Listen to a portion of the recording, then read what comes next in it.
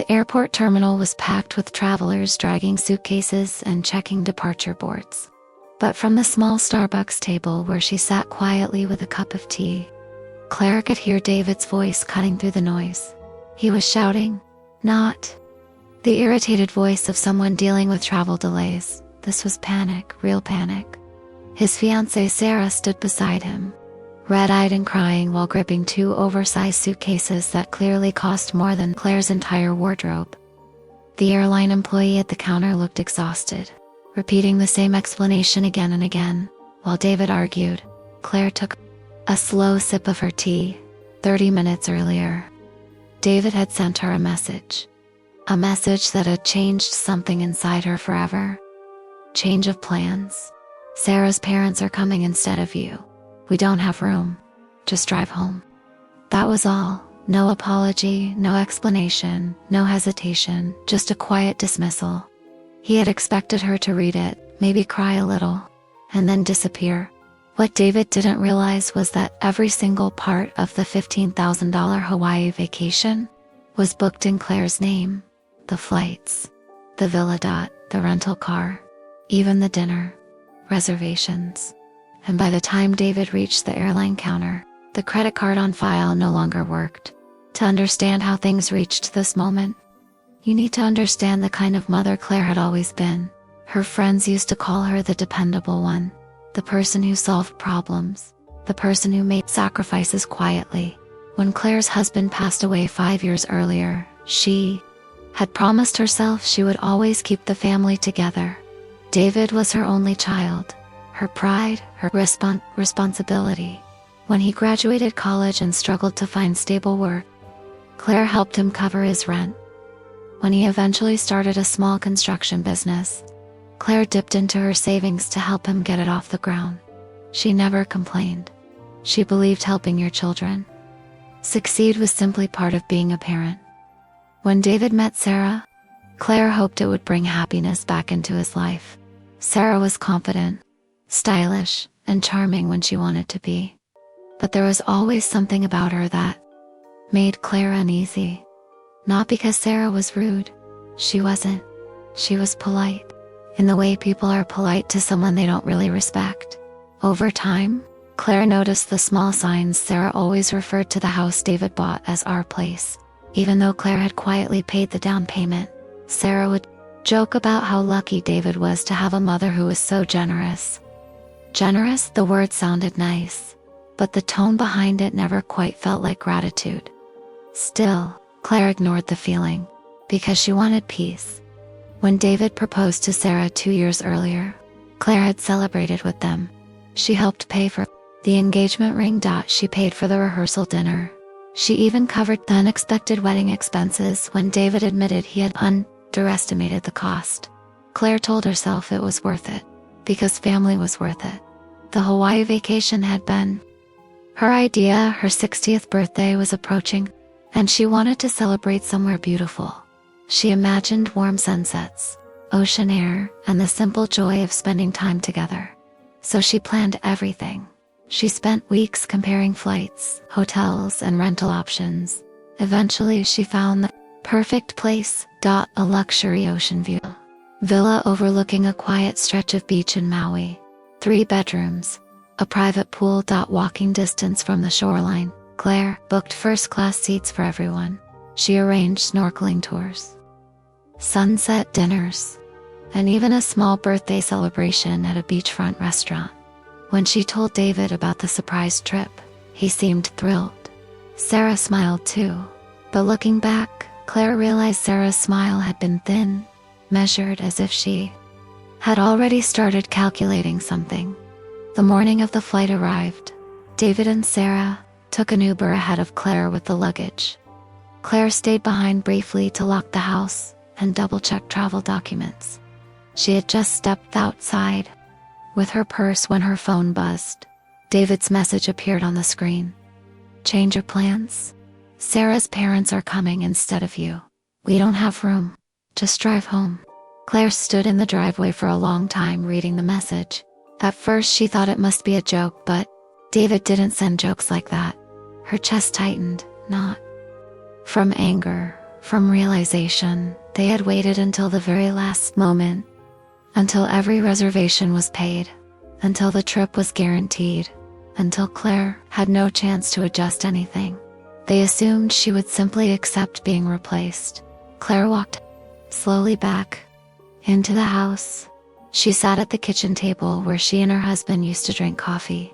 Every morning, his photo still sat on the shelf nearby. Claire looked at it quietly.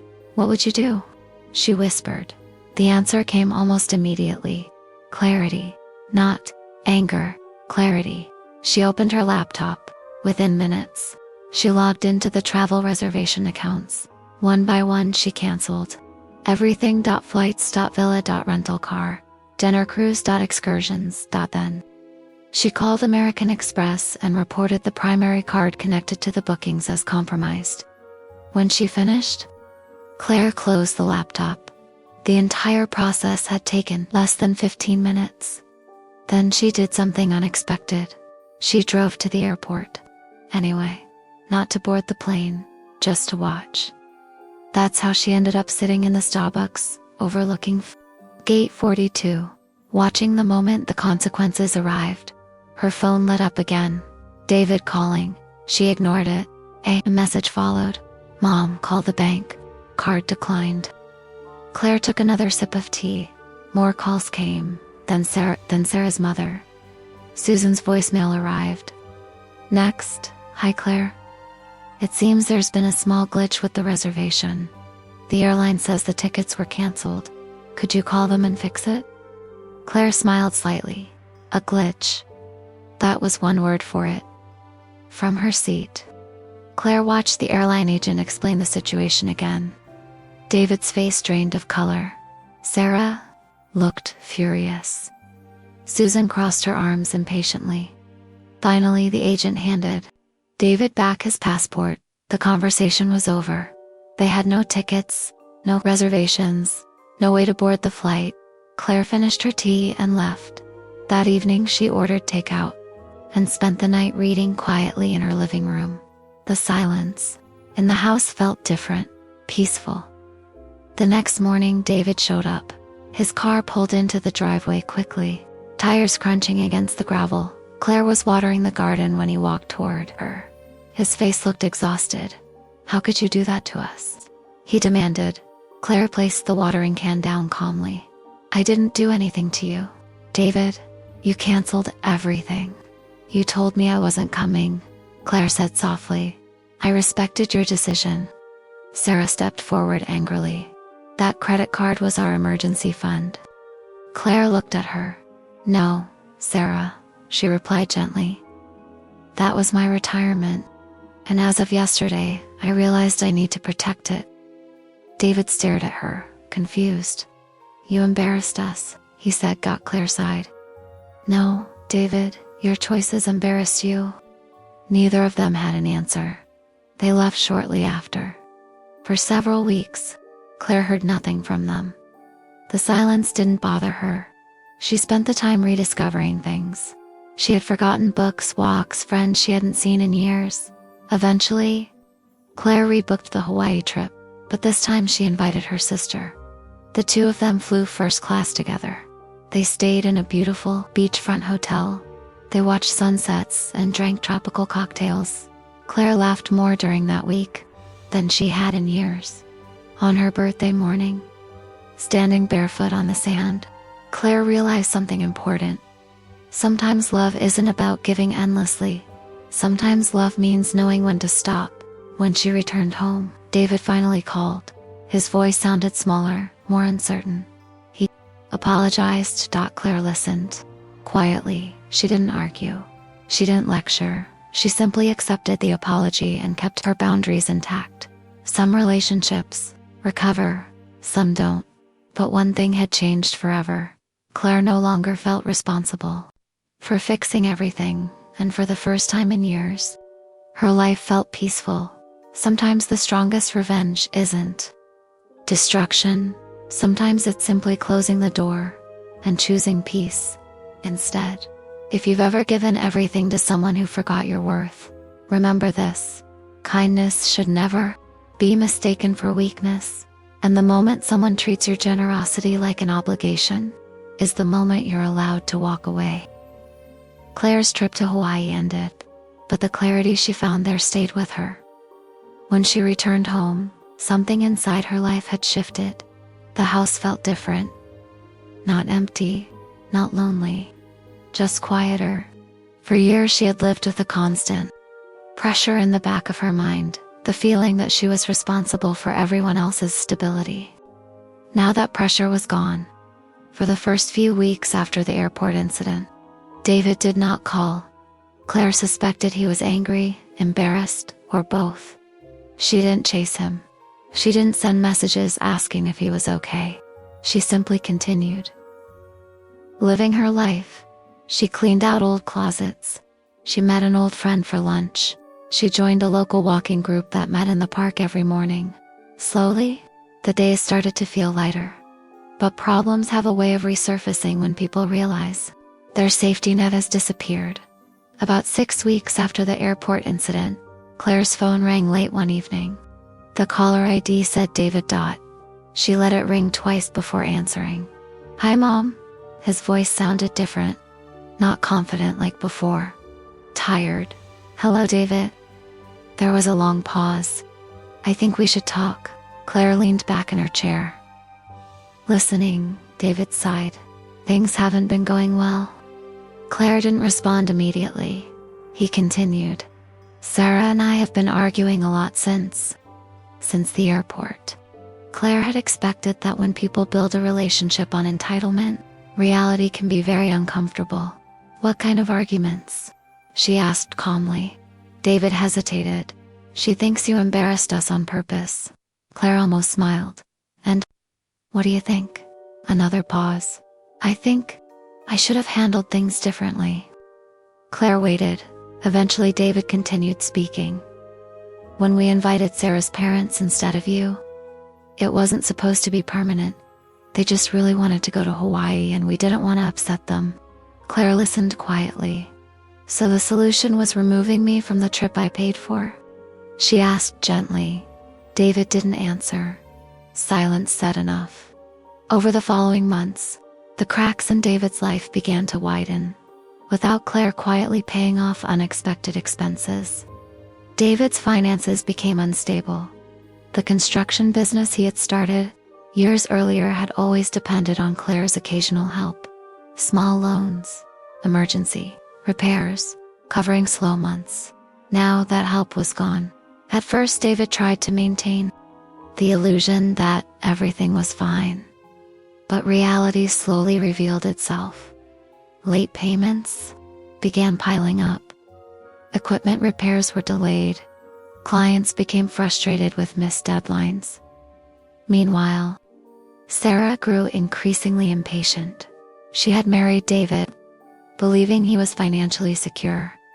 She hadn't realized how much of that stability had actually come from Claire. Arguments became frequent. Sometimes about money, sometimes about respect, sometimes about Claire herself. One evening Sarah finally said what she had been thinking for months. "You need to fix this with your mother." David frowned. "What do you mean?" "You know exactly what I mean," Sarah replied. "You need to apologize properly and get things back to how they were." David stared at her. "You mean you want my mother paying our bills again?" Sarah rolled her eyes. "That's not what I said." But of course it was. David felt something inside him shift. For the first time, he realized how much his life had depended on Claire's quiet support, and how silently he had taken it for granted. Weeks passed before David gathered the courage to visit Claire again. This time, he didn't arrive angry. He arrived nervous. Claire was sitting on her porch, reading when she saw his car pull into the driveway. He walked slowly up the steps. "Hi, Mom." Claire closed her book. "Hello, David." He looked older than she remembered, stressed, tired. "I owe you an apology," he said. Claire nodded slightly. "Yes, you do." David looked down. "What I did at the airport was wrong." Claire didn't interrupt. I thought you would just accept it, like you always did." Claire watched him carefully. "And when I didn't?" David exhaled. I realized I've been relying on you for everything my entire adult life. Claire said nothing, he continued. And I never even thanked you. For the first time since the airport incident, Claire felt genuine emotion rise in her chest, not anger, sadness, because she realized something important. David wasn't a bad person. He had simply grown comfortable in a system where someone else always solved the problems. And when that system disappeared, he had been forced to face reality. I accept your apology, Claire said quietly. David looked relieved. But things won't go back to the way they were, she continued. His shoulders dropped slightly. I understand. Claire leaned forward. I will always love you, David. But loving someone doesn't mean protecting them from the consequences of their choices. David nodded. I know. That conversation marked the beginning of a different relationship between them. One built on boundaries rather than obligation. Over the next year, David slowly rebuilt his life. He restructured his business. He worked longer hours. He learned to manage finances without relying on emergency help. The process was difficult, but it forced him to grow. Meanwhile, Claire continued enjoying the independence she had rediscovered. She traveled twice that year, once to Italy with her sister, once to Arizona with friends. For the first time in decades, her life revolved around her own happiness rather than everyone else's needs. One evening, nearly a year after the airport incident, Claire and David met for dinner, just the two of them. They sat at a small restaurant near the harbor, watching boats drift slowly through the marina.